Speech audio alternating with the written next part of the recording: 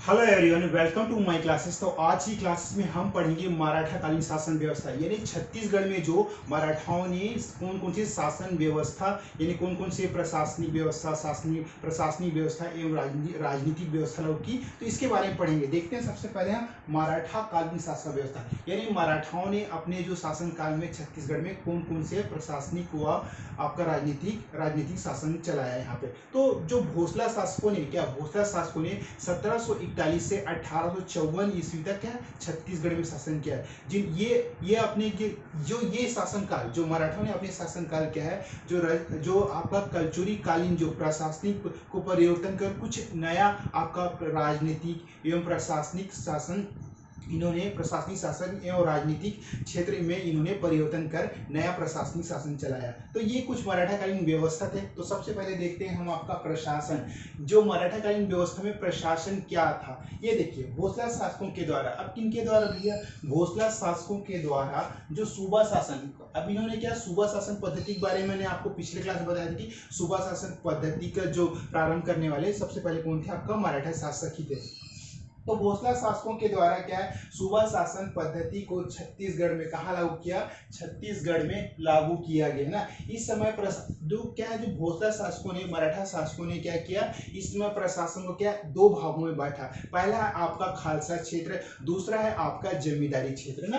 पहला आपका खालसा क्षेत्र, दूसरा जमींदारी क्षेत्र। देखो खालसा क्षेत्र में होता क्या था, यह क्षेत्र मराठा शासन के क्या प्रत्यक्ष नियंत्रण में होता था ना। ये आप याद रखेंगे कि जो खालसा क्षेत्र में क्या है, मराठा शासन के प्रत्यक्ष नियंत्रण में होता था।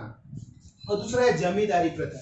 जमींदारी क्षेत्र में क्या होता है, इन क्षेत्रों में क्या है, जमींदारों का नियंत्रण था, इन पे मराठों का नियंत्रण नहीं था। मतलब आप कह सकते हैं कि जो जमींदारी क्षेत्र में क्या है, जमींदारों का नियंत्रण था। किस क्षेत्र में, जमींदारी क्षेत्र में ना। उसके बाद बढ़ते हम प्रशासनिक अधिकारी। अब प्रशासनिक अधिकारी कौन कौन थे, देखिए प्रशासनिक अधिकारी भोसला शासकों, अब भोसला शासकों ने अपने प्रशासनिक अधिकारी, अपना जो प्रशासनिक अधिकारी ने अपना शासन संचालित करने के लिए क्या, अपना शासन संचालित करने के लिए अनेक अधिकारियों की नियुक्ति की। किसने की, आपकी भोसला शासकों ने अपना शासन चलाने के लिए क्या, अनेक शासकों की नियुक्ति की। तो सबसे पहले देखते हैं हम जो पदाधिकारी है, फिर उसके बारे में विवरण है। देखिए पदाधिकारी है, उसका विवरण है। अब सबसे पहले पढ़ते हैं हम सूबेदार। अब सूबेदार कौन होता था, देखिए भोसला शासकों ने बहुत ही चतुराई और बुद्धिमानी से जो छत्तीसगढ़ में जो शासन करने का एक नया प्रथा चालू किया, वह है सूबेदार। सूबेदार क्या होता है, सूबेदार क्या है, जैसे कि भोसला शासक नागपुर में बैठा रहता है, तो वह नागपुर से ही वह सत्ता का संचालन यहाँ छत्तीसगढ़ में करता था। इसके लिए वह एक सूबेदारों की नियुक्ति करता था।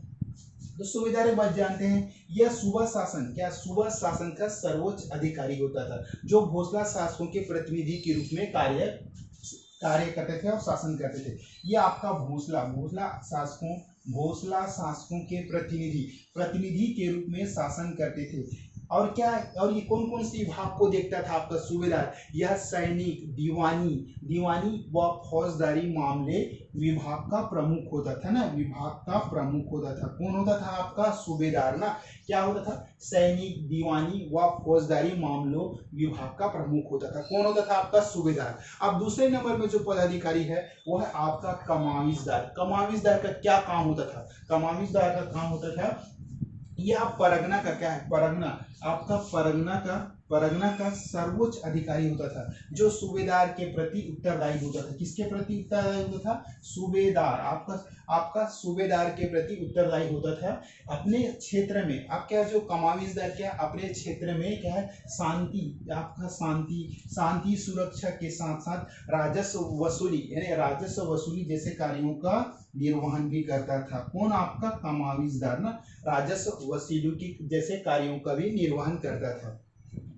उसके बाद ये क्या, जो नागरिक, सैनिक एवं वित्तीय दायित्वों का भी वहन करता था। और कमाविजदार किसके अलावा क्या कार्य थे, यह नागरिक सेवा, सैनिक ये देखिए ये नागरिक सैनिक एवं वित्तीय दायित्वों का भी वहन करता था। कौन करता था? आपका कमाविसदार ना, कमाविसदार। उसके बाद है आपका गोटिया। अब गोटिया क्या है? ये सब हम पढ़ रहे हैं क्या? भोसले शासकों के कुछ प्रमुख प्रशासनिक अधिकारी। प्रशासनिक में हम तीसरे नंबर पढ़ेंगे गोटिया। गोटिया क्या था? यह ग्रामीण स्तर पर क्या है? सर्वोच्च पद था। ये ग्राम की जो स्तर पर ना क्या है? ग्रामीण स्तर पर क्या है? आपका सर्वोच्च पद है, जिसका प्रमुख कार्य क्या है? जिसका प्रमुख कार्य ग्रामीण शासन का संचालन, यानी यह गांव को संचालन करता था। यह एक कलचुरी कालीन पद था ना। देखिए ये यह एक कलचुरी कालीन पद था, जो मराठा काल में भी बना रहा। मराठा काल में भी आपका यथावत यानी बना रहा ना, कलचुरी कालीन पद था ना ये गोटिया। उसके बाद आपका पटेल क्या है? मराठा काल में सृजित नया पद था। देखो ये मराठा काल में सृजित क्या है? एक नया पद था, जो लगान निर्धारण क्या करता था? ये आपका पटेल क्या करता था? जो लगान निर्धारण करता था, जो लगान के निर्धारण व वसूली में सहायता करता था। ये देखिए लगान के निर्धारण व वसूली में सहायता करता था। कौन करता था? आपका पटेल ना। उसके बाद है आपका फड़नवीस क्या है? परगने के आय व्यय का हिसाब रखने वाला अधिकारी था। ये देखिए परगने के आय व्यय का हिसाब रखने वाला अधिकारी था। कौन था? आपका फड़नवीस क्या है? परगने के आय व्यय का हिसाब रखने वाला अधिकारी था। उसके बाद आपका बरार पांडे। देखिए आप बरार पांडे का जो प्रमुख कार्य क्या था? यह प्रत्येक गांव की कृषि उत्पाद था। बरार पांडे क्या है? आपका यह प्रत्येक गांव की कृषि, यानी इस गांव में कितने फसल की उत्पादकता होता था के आधार पर वह लगान का निर्धारण करता था। यानी बरार पांडे क्या है? प्रत्येक गांव की कृषि लगान का जो निर्धारण कर उसका हिसाब रखता था। यानी कृषि कितना आपका उत्पादन क्षमता, कितना उत्पादन हुआ आपके गाँव में, इस आधार पर वह क्या लगान का निर्धारण करता था। इसका लगान का निर्धारण करता था ना। उसके बाद आपका पंडरी पांडे।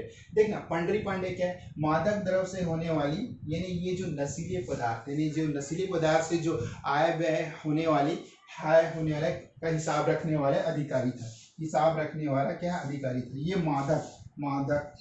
मादक द्रव्य से होने वाली आय व्यय का हिसाब रखने वाला अधिकारी था। उसके बाद पोतदार। यह पोतदार का क्या काम था? यह खजांची के रूप में कार्य करता था। कौन? पोतदार आपका खजांची के रूप में कार्य करता था। उसके बाद बढ़कर क्या है? आपका परगने की सामान्य स्थिति की सूचना देना। बढ़कर क्या करता था? यह परगने की सामान्य सूचना देता था। किसको देता था? अपने ऊपर के अधिकारी को ना। परगने की सामान्य स्थिति की सूचना देना। किसके? अपने ऊपर के अधिकारी को परगने की सामान्य स्थिति की सूचना देता था। तो ये था हमारी कुछ मराठाकालीन व्यवस्था के बारे में जाना। एक बार हम फास्ट रिवाइज करते हैं, अगर इसमें कुछ त्रुटि होगी तो इसके में हम सुधार लेंगे। तो हम पढ़ रहे हैं अभी छत्तीसगढ़ में मराठाकालीन व्यवस्था शासन पद्धति। जब क्या सूबा शासन क्या है? 1774 से सूबा शासन में क्या है आपका 1700, यानी सूबा शासन में क्या है आपका 1741 से 1854 तक क्या है? छत्तीसगढ़ में मराठों का शासन था। तो इन्होंने अपने शासन को, जो यह कलचुरी कालीन शासन को परिवर्तन कर प्रशासनिक व्यवस्था एवं राजनीतिक रूप में कुछ परिवर्तन कर कुछ नया अधिकारी नियुक्त किए। तो ये मराठा शासकों में जो नियुक्त किए उस समय प्रशासन किसका था? आपका मराठों का था। तो भोसले शासकों के द्वारा प्रदत्त क्या सूबा शासन पद्धति छत्तीसगढ़ में लागू किया गया। इस समय प्रशासन को दो भागों में बांटा गया। पहला है आपका खालसा क्षेत्र। यह क्षेत्र मराठा शासन के प्रत्यक्ष नियंत्रण में था। और जमींदारी क्षेत्र क्या है? जमींदारों के नियंत्रण में था ना, मराठों के नियंत्रण में था। उसके बाद प्रशासनिक भोसले शासकों ने अपना शासन संचालित करने के लिए अनेक अधिकारियों की नियुक्ति की। आपका इसमें पहला है पदाधिकारी विवरण। सूबेदार का क्या काम था भाई? सूबेदार सूबा शासन का सर्वोच्च अधिकारी होता था, जो भोसले शासकों को प्रतिनिधि के रूप में कार्य करता था, के रूप में शासन करते थे ना। यह सैनिक, दीवानी, फौजदारी मामले विभाग का प्रमुख होता था। कौन? आपका सूबेदार ना। उसका कमाविजदार ये परगने का सर्वोच्च अधिकारी होता था, परगने का सर्वोच्च अधिकारी होता था जो सूबादार के प्रति उत्तरदायी होता था और अपने क्षेत्र में शांति सुरक्षा के साथ साथ राजस्व वसूली जैसे कार्यों का निर्वहन भी करता था। नागरिक, सैनिक एवं वित्तीय दायित्वों का वहन भी कौन करता था? कमाविजदार करता था। उसका गोटिया यह ग्रामीण स्तर पर सर्वोच्च प्रमुख अधिकारी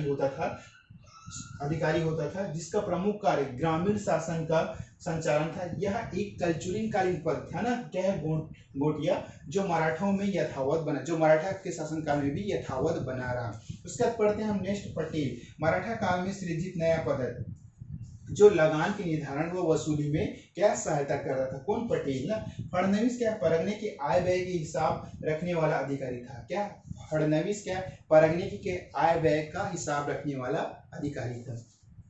उसके बाद बरार पांडे, यह प्रत्येक गांव की कृषि उत्पादकता के आधार पर लगान का निर्धारण करता था। कौन करता था? आपका बरार पांडे ना। यह प्रत्येक गांव की कृषि उत्पादकता की, कौन से गांव में कितनी कृषि उपज हुई के आधार पर ही वो लगान का निर्धारण करता था। कौन? आपका बरार पांडे है। उसके बाद पंडरी पांडे। पंडरी पांडे क्या है? मादक द्रव्य यानी नशीले पदार्थ से होने वाले आय व्यय का हिसाब रखने वाला, आय का हिसाब रखने वाला अधिकारी होता था। कौन? आपका पंडरी पांडे। पोद्दार के लिए खजांची के रूप में कार्य करता था। फिर बढ़कर क्या है? परगने की सामान्य स्थिति की सूचना अपने उच्च अधिकारी को देता था। तो ये था हमारे मराठाकालीन शासन व्यवस्था के बारे में, प्रशासनिक व राजनीतिक व्यवस्था के बारे में पढ़ा। तो आज की क्लास में इतनी। प्लीज मेरे वीडियो को लाइक, सब्सक्राइब एवं शेयर करना न भूलें। Okay, thank you so much.